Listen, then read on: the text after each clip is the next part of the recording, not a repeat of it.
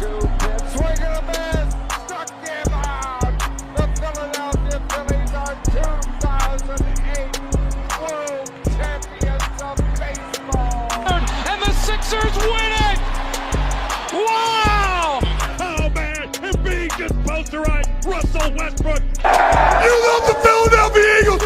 Let me get a hell yeah! What is up, everybody? It is Dives, Mr. Crockpot on Twitter. Welcome to Party on Broad. Party on Broad can be found on iTunes and Spotify. Please, please, please smash that like and subscribe button. If you're watching us here at the Painted Lines YouTube channel today, we are grading the first round selection of the Philadelphia Flyers, Mr. Tyson Foerster. We're going to break down his play. We're going to discuss his strengths, pick apart his weaknesses, and Tyson, my man, is going to grade the Flyers selection. And joining me today is my man Tyson.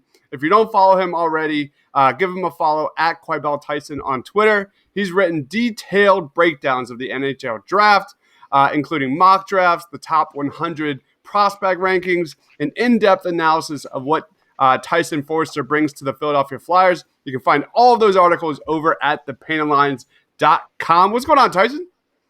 Not much. Excited to talk about the NHL draft. As always, this is like a second birthday for me. I actually think I like it more than my birthday, which I don't know if that says something about me or not, but I love the draft. It gets me excited. Even this morning before work, just like reading more. And then the second round today took almost 3.5 hours, which was insane, almost as long as the first. And I'm still eating it up. We're only some part of the way through the third. The Flyers don't have a third rounder as of now, and it doesn't even matter. I'm excited. This is awesome. Like the brother from another mother, man. There's nothing better than a professional draft, like NBA draft, NHL draft, NFL draft. It's like inject all that into my veins. Like that is the core of my sports passion. Following these guys. So, let's talk about Tyson Foerster. Heading into the draft, the Flyers needed forward depth, which is something that the draft clearly had. We talked about that during our mock draft.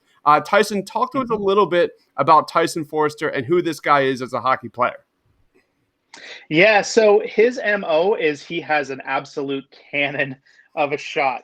So if you go on YouTube and look at his clips, I mean, it's crazy. Like he's got this amazing slap shot, wrist shot. It doesn't seem to matter which kind of shot that he uses and utilizes. It just is a cannon. So some scouts have already said it's already NHL ready, so to speak, his shot, which is kind of unheard of for a player that has other weaknesses, which we'll get to. But yeah, he excelled on the power play. A lot of the time he was on the left side, set up on the left side, one-timing slap shots, things of that nature. So that's like the first thing that stands out to him. And actually, Chuck Fletcher made note of it as well yesterday. It was just, dude has a cannon. So that's like the big standout right off the bat. We every Flyers fan knows about the power play and their struggles in the playoffs and how that just was the flip of a switch. They just could not get anything done on the power play. To me, this guy is the next Fulton from the Mighty Ducks. Elite shot, can't skate. Talk to us a little bit, Tyson, about this guy's strengths beyond the elite shot. Yeah, so the other one is he has pretty decent passing ability and vision as well. So in other words, he on the power play in particular, when he has more space, you can kind of see him utilize like cross passes like all the way through, and these beautiful saucer passes. It does a really good job of setting up plays for his teammates in that sort of arena. Another strength that he had as well is a question you might have about a player that has a hard shot like he does is whether or not he can actually play on his own, so to speak. And at the beginning of the season, some people were wondering if he was riding Carolina first rounder Ryan Suzuki from last year. Suzuki being a really good playmaking center. And so obviously if he's got a cannon of a shot, there was some thought, at least early on, maybe he was, taking advantage of being set up beautifully. But Suzuki got traded during the season. The team that he's on, Forster's on, Barry Coulter, in rebuild mode. So in other words, they are rebuilding at their level. And so essentially it was just him and him alone going forward. And he still produced. And so I think those are all positives as well. Some scouts have noted that I don't think I necessarily have a problem with his puck handling. I think he's fine on that front as well. Some scouts have noted he looks way more skilled in warm-up. Like some of the stuff he'll do in warm-up and the tricks and practice in warm-up will look way better than in person, like in an actual game situation. But again, like I've seen enough of it that I say it's still a positive as well. So overall, he has like a pretty great offensive toolkit when it comes to shot, when it comes to passing, when it comes to utilizing power play. He had 18 power play goals. Over half of his goals came on the power play. So those are definitely all positives in his toolkit for sure. Yeah, let's talk about that offensive toolkit. It seems to be pretty legit. Like, how high is this kid's upside, man? It's a little bit of a hard one to say in some respects because of the knock on skating. And again, like we'll get to this. I'm not as worried about it as maybe some others might be, but my sort of main point of emphasis for his upside, I think, is that of a second line winger. Okay. And like, in other words, a scoring winger, he can put up points on the power play and maybe he can play in your point on the power play. He could potentially be a 30-goal guy. I think I'd more see him as a 20-goal guy. If all goes according to plan.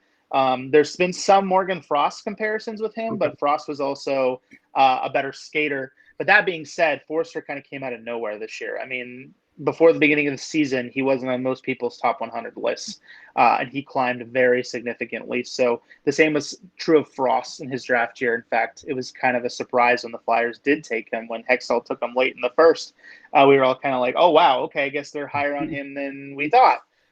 Because he also had climbed that season. And so I think the same is going to be true of Foerster. But yeah, I think more like a second line stealing is what I see.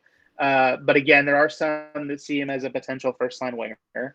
And I could see that as well. I just think that his ceilings may be a little lower. There was some talk about whether he was going to be a center or a winger. Do you see him becoming a winger? Yeah, I think most projections have him as a winger. He's played some, but I think he looks more comfortable there, especially on the left side. So I think he looks like a left winger. Okay. Now let's talk about weaknesses. What are some areas, Tyson, that Tyson Foerster needs to improve upon? Not share the same name as me. No, that's not a weakness. That's a positive. No, and more than anything, it's his skating. And actually, it's weird is it's not necessarily his top speed. So in other words, it's not like people look at him and go, oh man, he just can't skate at all, like your Mighty Ducks comparison. But it's more so a matter of acceleration. So in other words, there's times when it just looks like guys can catch him too quickly when he first gets the puck. And so that's some of the concern. Another one is his stride, kind of hunched a little bit, kind of awkward, but also he grew a lot this year. I think like when I originally wrote my first draft rankings, they had him listed at like 6 feet, like 170 at the beginning of the year. And then I saw the Flyers announcement yesterday. I think they had him listed at 6'2", almost 200 now. Wow. So he's grown quite a bit. Sometimes that affects skating stride because you're 3 inches longer and the style that you learned to skate in before, you suddenly have a longer stride than you realize. So maybe it looks a little choppy in moments. That being said, as much as it seems like a weakness, most public lists had him going between 20 and 30 anyway. So in other words, it wasn't, if a player's concern on skating is so bad, like pretty much every consensus list doesn't have him between 20 and 30. You know, even some of the other ones I saw, I think the lowest I saw him was like 37 on a list, mostly due to skating. So it's not like it's this crazy, like, oh my gosh, he's so bad, like he's never going to figure it out. No, I also think he can figure it out. He's already hired a private skating coach. The Flyers mentioned yesterday in their press conference that, or their media availability, that they had talked to his skating coach because that was a question that had come up. And that their skating coach had said that he's been spending an insane amount of time on this during COVID, working on his stride. And so it's one of those things, again, where, again, the weirdness of this, I was watching some players play already this season that got drafted yesterday. In fact, Anton Lundell, who Florida took, played yesterday and got picked in the evening because of, you know, the difference in leagues, and a lot of those other leagues were able to finish out and start on normal time. But he's a guy that they're not going to start yet either. And there's still some questions. The Quebec League, similarly to that, they just had a team have 18 COVID cases this week. And so they were in the process of reopening and trying exhibition, and now they might be pulling back again. So again, like we don't know. We're not getting an extra look here into the crystal ball to see if he has made those improvements. But I would trust that the Flyers have done their due diligence here. And again, some people have compared this pick to Bobby Brink last year, where Bobby Brink, one of his knocks was his skating. I was very high on Bobby Brink, and that hasn't seemed to be an issue. They've have skating coaches that they're willing to utilize, and so the Flyers under Fletcher seem to have a type here when it comes to either late in the first round or early in the second. Is take guys that they see some skill set in that is high in some ways, some areas for improvement, and expecting their developmental system can help with that. Awesome. Let's wrap it up with a final grade. Tyson, how would you grade the Flyers' first round selection, man? I gave it a B. And I think like it was a very typical Chuck Fletcher pick in the sense of a number of things. One, I remember when I saw one at 23, like he was 30 on my final list. So in other words, like it's not far off, like where I thought he would potentially go, but it was like just far off enough that there was a couple other guys that I was a little bit higher on at that slot. That being said, that is always Chuck Fletcher's MO. He does that a lot. But regardless, like they're getting a player that isn't off the board here. I mean, Columbus 2 picks before them took a guy that most people did not have ranked at 21. I've actually never seen him. I've never seen him play. So yeah. So we were all kind of in shock there. So it's nothing close to anything like that. So I give it a B, as in I do see the upside. I like him. I liked him enough to have him at 30 as a first rounder. And I think if everything goes according to plan, it's great. But there were a couple other guys that I think they could have swung for here, potential ceilings. But overall, it's a solid pick. They have 3 or 4 years to wait. I think it's going to be 3 or 4 years before you see him in a Flyers jersey. Their system can handle that. So if they get his skating down and he becomes a 30-goal guy from and that can contribute on the power play, it's a good pick here. All right, Flyers fans, you got a new sniper in town, Mr. Tyson Foerster. That is my Tyson. He is Quibell Tyson on Twitter. Check out all of his content over at thepaintedlines.com. For Tyson, for myself, thanks for watching, guys. Stay awesome. The 0-2 pitch, swing and a miss, struck him out. The Philadelphia Phillies are 2008 World Champions of Baseball. And the Sixers win it! Wow! Oh man, and being just posterized, Russell Westbrook. You love the Philadelphia Eagles. Let me get a hell